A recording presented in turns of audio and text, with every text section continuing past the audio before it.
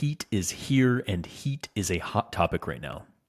Heat training has some well-established protocols. You can Google it or ChatGPT it, but how do you take those science-based protocols and actually apply them to your busy, time-crunched life when your goals are simply performing well at the next race or group ride without melting like a stick of butter in 95-degree heat? Welcome back, Time Crunch fans. I'm your host, Coach Adam Pulford.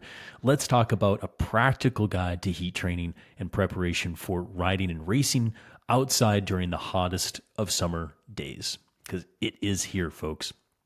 First of all, I don't think I need to sell anybody on why they should become heat adapted, but here are some very good reasons, okay? Number one, and like the most important reason, is if you get adapted to the heat, you will decrease your risk of heat illness. Number one reason. Now, if you're going to ride in the heat, race in the heat, even once per year, you will do yourself, your loved ones, your training partners, and the race organizers of a race that you do, you'll do them all a big favor by not being a dummy and preparing yourself well for this heat stress. Second reason is you'll have decreased malperformance in hot conditions, i.e., you will suffer less. So heat is a stressor and will zap your power and increase your heart rate and increase your rate of perceived effort when you ride in it when you're not adapted to it. When you get more heat adapted, your power won't necessarily go up in the heat, but it may go down less. So you will have decreased malperformance. Additionally, you'll have improved thermal regulation. This means that your body gets more efficient at cooling itself. Increased sweat rate, increased capillary density by those stressors saying, hey, I need more fluid going to this area. And you'll have enhanced capacity to sweat more overall. Additionally, you'll have increased performance in cooler conditions. So if you do the heat training protocols that I talk about, and all of a sudden you go to a cooler environment, you'll perform better. And that's why many elites are doing heat training now. You get a boost in those cooler environments. And that primarily comes from increased plasma volume. Plasma is the watery portion of the blood, and it's your body's main adaptation to the heat that will drive all the benefits that I just talked about. So in effect, what you're trying to do is teach your body to carry more fluid so it can sweat more, it can sweat earlier, and it can sweat when it needs to. That's the primary driver in all this. So how long does it take to become adapted to the heat? Once you start an intentional heat training protocol, you should plan on 7 days at the very earliest and up to 14 days for full adaptation. For men, science is saying 7 to 9 days. For women, 10 to 14 days. Heat sources to use can include sauna, hot bath, or hot rides, both inside and out.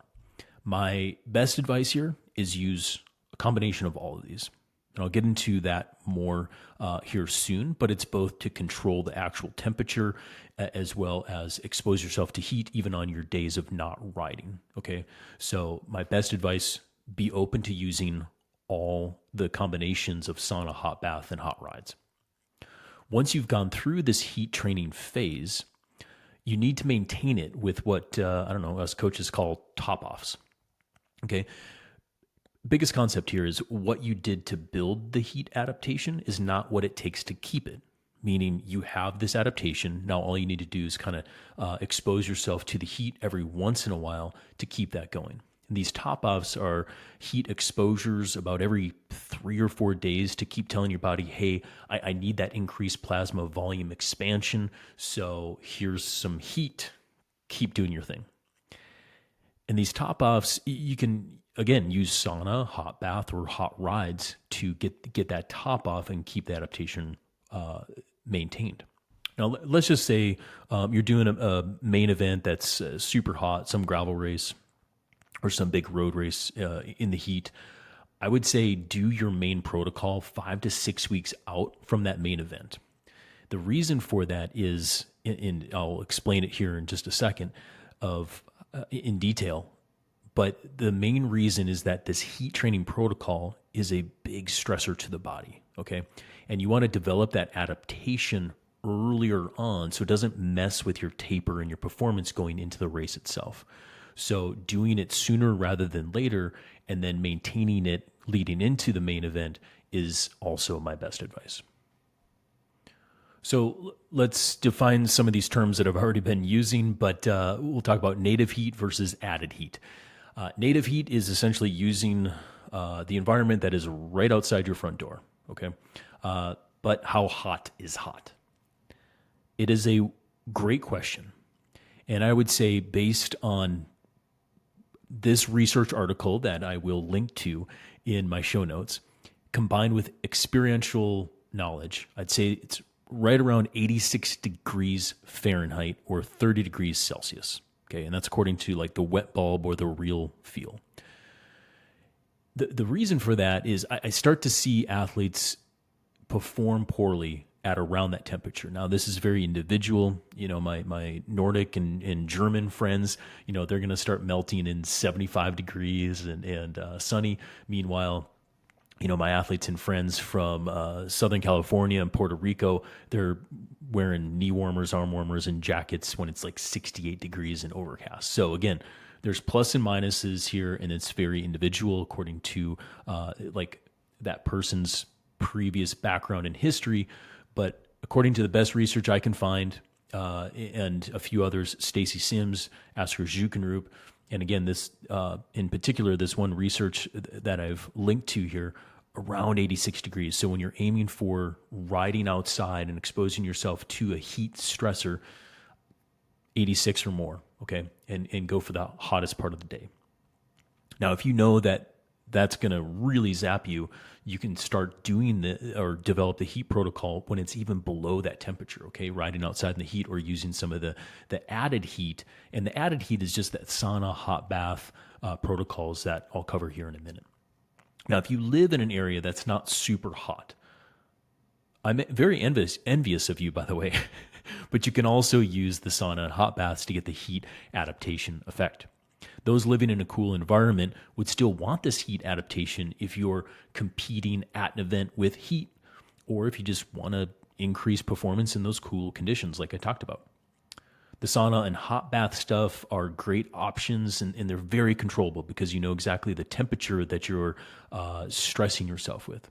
But if you don't have a sauna, or if you don't have a bathtub, or if you don't have the time to, because this is a critical component, if you don't have the time to get that heat stressor in post-exercise, then they're not going to work as well, okay? So you'll need to use native heat or heated rides to get the heat stress to your body. In the end, my best advice is to use a combination of native heat, heated rides, and the sauna and hot bath during your heat training protocol. So let's run through a couple examples here. Let's start to like just bring this thing home. And I'm going to first start with if you're going to use native heat as the primary stressor, okay? But one very, very, very big disclaimer, warning, and probably the number one takeaway from this podcast, if nothing else. If you start doing your heat training protocol using native heat only or primarily, reduce your training intensity and volume during this 7 to 14 day protocol so you don't get heat illness or overcook yourself. Because I see that all too often. Heat is a stressor. You need to, don't be afraid of it, but respect it, okay? So if you're doing threshold intervals, for example, and you say, I'm going to start my heat training protocol, but I'm going to keep my threshold intervals in there. That's silly and not advised. You can probably do 1 or 2 sessions, but if you keep on going, you will under recover yourself and over stress yourself, and that is not a good situation to be in. Additionally, you want to stay hydrated. Okay, just during these sessions, push more water. If you're used to drinking a bottle an hour, move it up to a bottle and a half. If you're used to drinking a bottle and a half per hour, drink 2 bottles an hour. We'll talk about how you can identify how much fluid you should take in during and after a ride here in a few minutes, but stay hydrated. Your body will only form the adaptation if it has the tools it needs to work. And those tools, in this case, very specifically, it's water, electrolytes, and rest. So when you do these heated sessions, you need to drink water, you need to put in the salt, and you need to rest afterwards. Okay. So that's my huge disclaimer, because you can really get it wrong. And when you get it wrong, it's not great. Okay, so training in native heat. To keep it as simple as possible. Let's do a 10-day protocol and a typical like Monday through Sunday work week, right, for a time crunched athlete. Meaning you're basically going to go easy or take rest days on Monday and Friday. You're going to train midweek and then maybe have bigger weekends. That's the kind of operating premise that I'm going on here. So the first 3 days, I'm going to start with Tuesday through Thursday. You want to do regular endurance riding for 60 to 90 minutes at the hottest part of the day, and getting that heat exposure for an hour to an hour and a half. Just ride zone 2. I don't care what your training program calls for.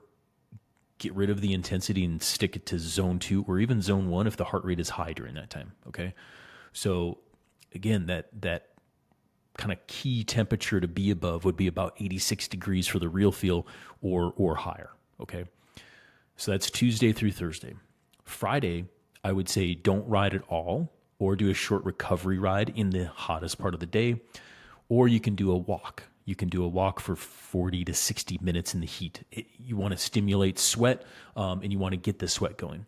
Here's where, if you're doing a native heat sort of protocol primarily, and you don't have time to use a sauna or hot bath post-workout all the time, on your off days, you can use a sauna or a hot bath to expose yourself to the heat if you don't have the time to go out and ride or use the combination thereof.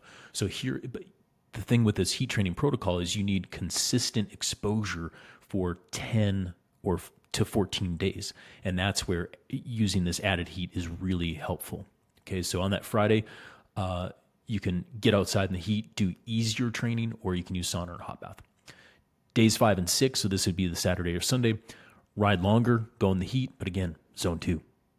Okay, don't hit the intensity, don't jump in the group ride just yet, in my opinion, and experience. Monday is another rest day. You can use sauna or hot bath or go for an easy ride in the heat of the day. Keep this in mind, though, is it's not really a rest day or an easy day because you're exposing yourself to the heat and you're still moving. So again, this whole protocol is taking a lot more out of you than a normal zone 2 week. Just keep that in mind. Finally, making the push on the home stretch, days 8, 9, and 10. This is the Tuesday through Thursday in week 2.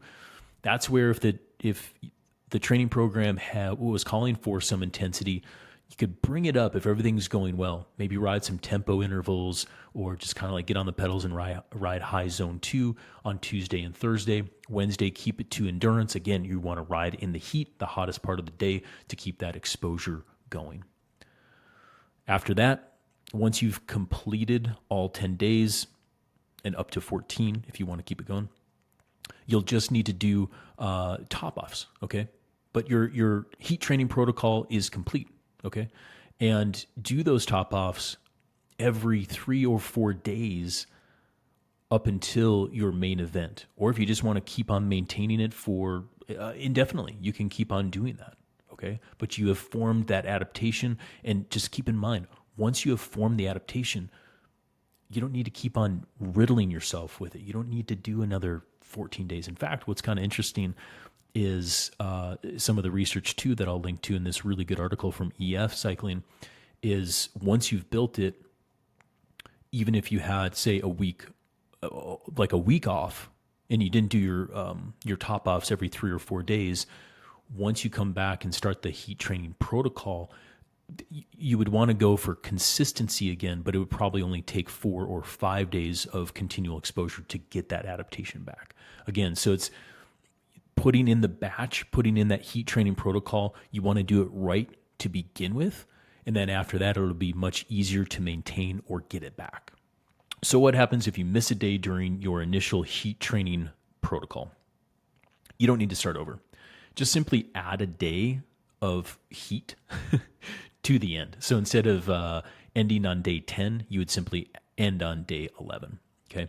You can maybe stretch that out to day 12 and up to 14 days total if you want to, just to be sure, but you don't need to start over. And that should be good news. Okay.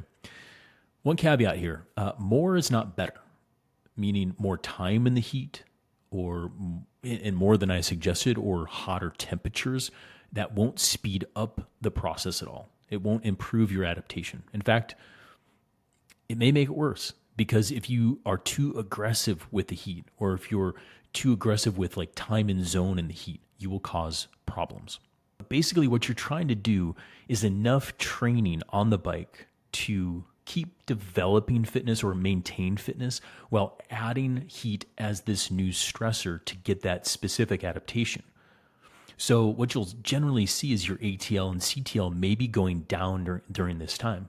But in actuality, you're adding more stress to the total equation. Okay, more stress is coming in the door.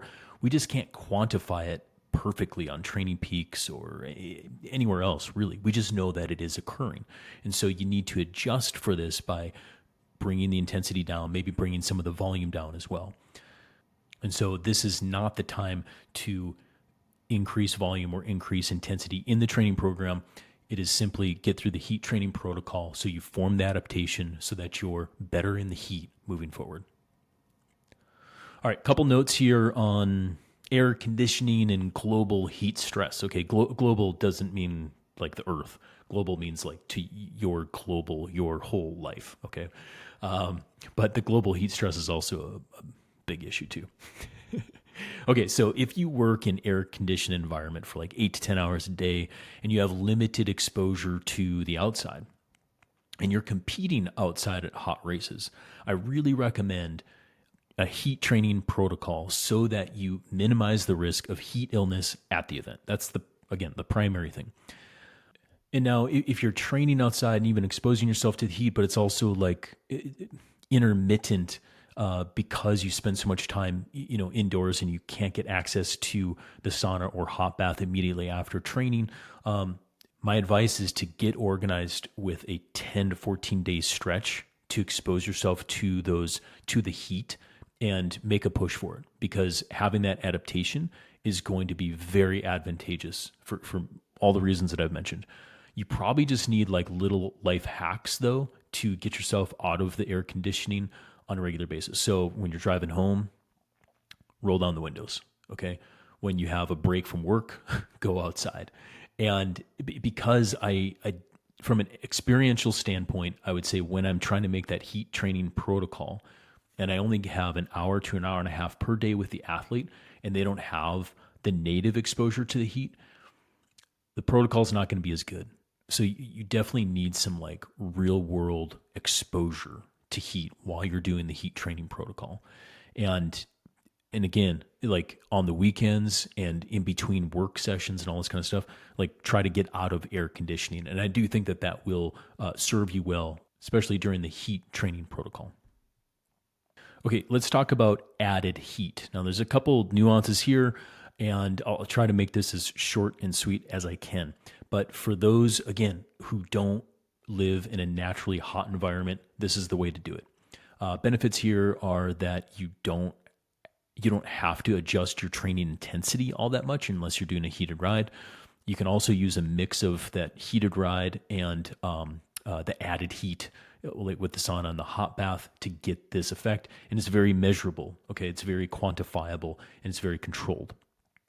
Generally, my athletes don't get as tired during, like if we just use added heat as much during this kind of 10 to 14 day protocol, because their exposure time in the heat is not as much. So I find that it just doesn't zap us as much as riding in the native heat, but it's still very effective. But the downfall is timing of using this added heat.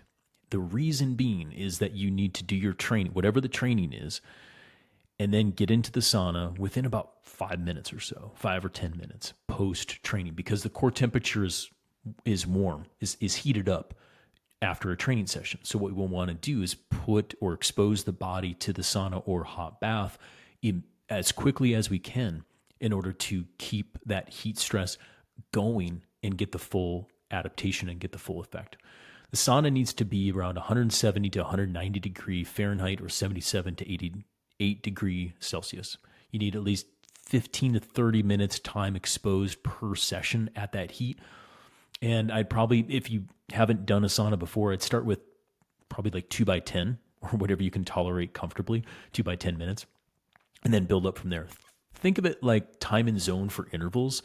And we want to go up for about 30 minutes of total time and zone at that 170 to 190 degree Fahrenheit in the sauna. And that will be enough to elicit a response needed for adaptation to occur. For a hot bath, what this means is you're using the bathtub in your house. You're going to draw a hot bath, and we want it to be around 105 degrees. If you have a hot tub, that would work too. And this is about 40 degrees Celsius. You want to be fully submerged up to your neck if you can. Okay. And in here, we're looking for 20 to 30 minutes of time in tub per session. Now, riding inside without a fan and riding in like a warm room, that's a heated ride. Okay. Now, room temperatures, it can also vary. I would say 80 degrees for the room. That's pretty warm.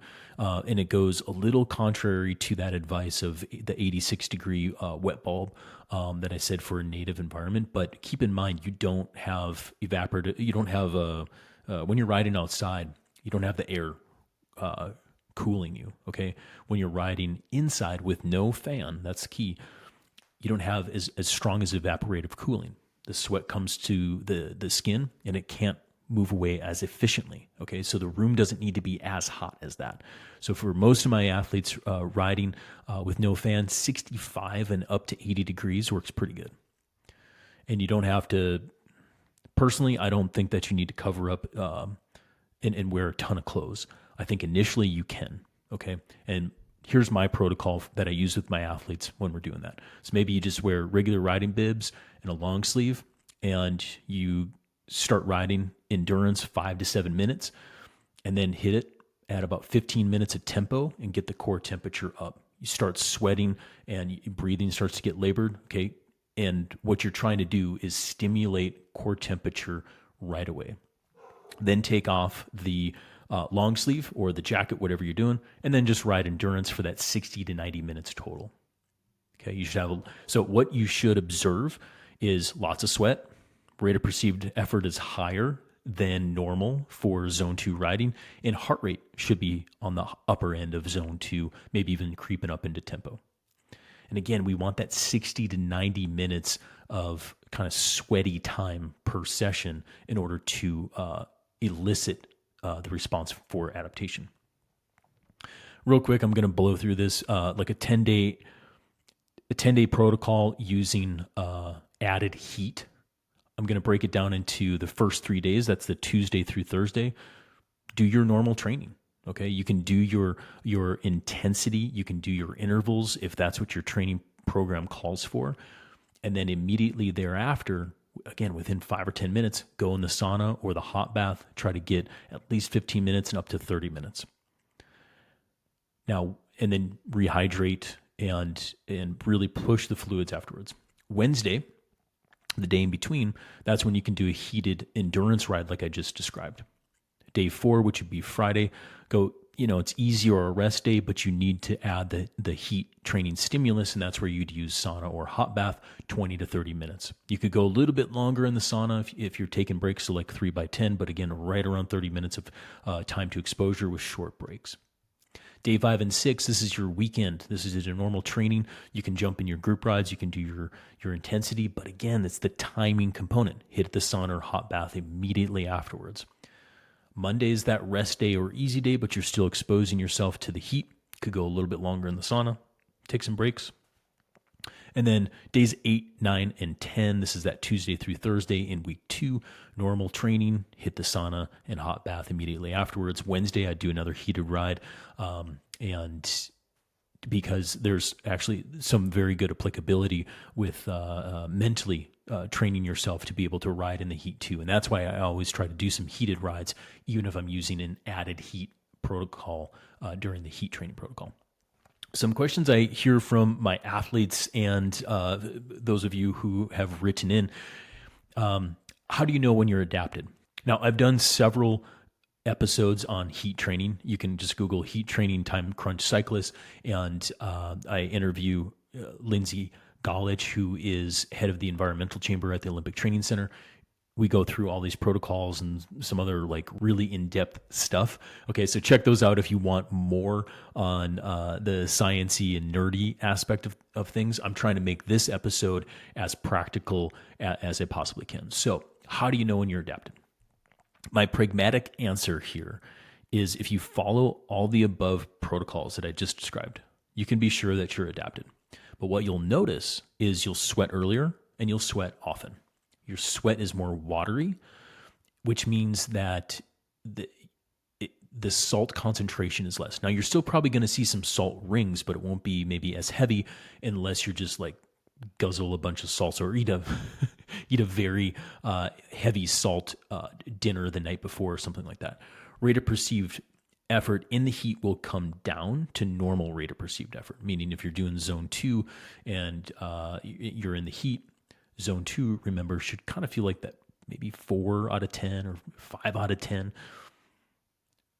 When you ride in the heat, it's probably going to feel like a 6 out of 10, 7 out of 10 sometimes, but it's going to come back down to riding in that 4 or 5, even when you're in that 90-degree temperature.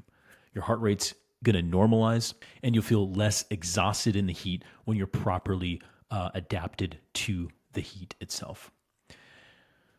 Now, a lot of people have questions on fancy wearables. Okay, so we're talking all the gadgets and gizmos that you can attach to your body or put inside your body to make sure that you're training for the heat properly. Now, I've tried a few of these, and my general recommendation is for those listening here, for the amateur athlete, you don't need core temperature sensors or sweat testing patches or sweat rate analyzers. You can do the simple stuff, like I've just described here, these very practical protocols. One simple thing you can do is weigh yourself before and after your ride to know your sweat rate. Okay. Now, what you need to do is factor in how much you actually drank on the ride.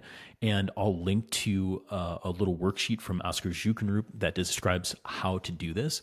But if you do this before your heat training protocol and you do it after your heat training protocol, you'll also be able to determine if you are sweating more in total and also sweating earlier as well, because this will help bring awareness to everything that you're doing with your training, your heat, and your body. Awareness. Let's talk about that for a second. With my athletes, I try to cultivate high awareness. Why? Because this is literally a bazillion times more valuable than wearing whatever these devices are. Because when all technology fails, which it will, and it does, you will need to be a fully functioning athlete because you're a human. You're not a robot. You're going to need to keep on going no matter what your core temperature is or your heart rate is or the power. Like, stuff breaks, stuff goes away, right? And you need to keep on going. Now, for heat, hot is hot, okay? Like in these saunas, in the hot bath that we're talking about, those are hot temperatures. You will become very uncomfortable. Hot ride sessions will feel terrible. They'll feel miserable. And you'll be like, why the hell am I doing this? Remind yourself, it's for the future adaptation. It's to perform better in the heat. And remember, it's to minimize the risk of heat illness. Now, if you use a core temperature sensor or measure your internal body temperature, during these sessions, you want that internal core temp to be around 100 degrees Fahrenheit. It's like 40 degrees Celsius, okay? You build it up to there and you ride that for a full hour, okay? Our natural body temperature is 3 degrees lower than that. And really, when you're reading a lot of these research articles, if you get much above 100 degrees for internal body temperature, your body doesn't function that well, and there's a lot of harm that you can do. So that's why I think it is also better to have high awareness, read your body, know the perceived effort of what's going on, and err on the side of a little less, especially when you're utilizing something like the core temperature sensor, because how accurate are they, especially if it's an external core temperature sensor and things like this. And if you're just living and dying by the numbers, and those numbers are off, the margin of error is very small here. So again, I think you're better off going less tech on something like a heat training protocol rather than high tech right now, especially for the amateur athlete. Now, these wearables can help cultivate awareness. So if you do use one, use it for a few weeks to get a sense of the sensations and kind of where those numbers lie and what other indicators are. But I would not rely 100% upon them to tell you if you are heat adapted or your sweat composition or anything like that, because it's not as straightforward as that. We know that there's a time course of adaptation and a dose response to all of this. And it can be very different to the individual and to different groups.